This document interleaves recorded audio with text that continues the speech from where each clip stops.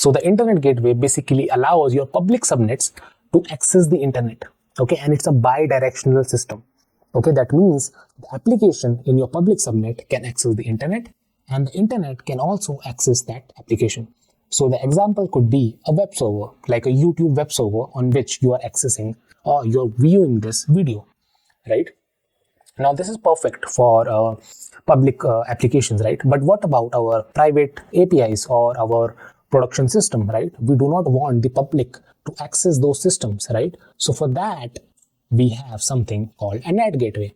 Okay, so it is very similar to internet gateway. There is just one difference. Okay, so all the resources that you have placed in your private subnet, whether it's your APIs or it's your production database, okay, so a NAT gateway will allow them to access the internet. Okay, but it's unidirectional. That means those resources can access the internet, but the internet cannot access those resources. So that makes those private resources more secure. Okay, that is why they are called private, right? That is why we are putting them in a private subnet. Okay, so that they remain secure.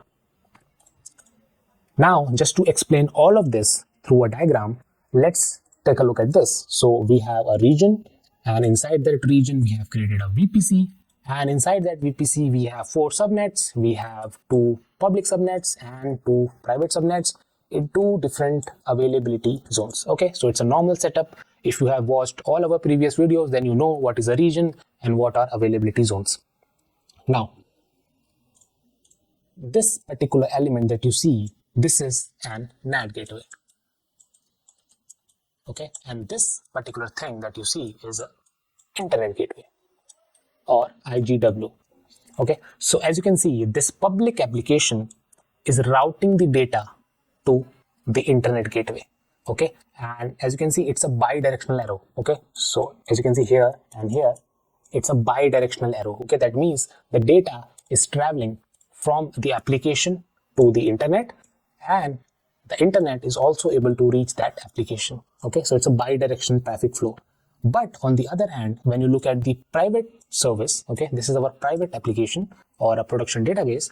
As you can see, it is sending traffic first to the NAT gateway, and then the NAT gateway is sending traffic to the internet gateway. And if you closely take a look at the arrows, then in this case, in the case of NAT, it's a unidirectional arrow. Okay, so everything is going out, but nothing is coming in, right? As you can see, traffic goes from here to here, then from here to here, then here to the internet, but nothing is coming back.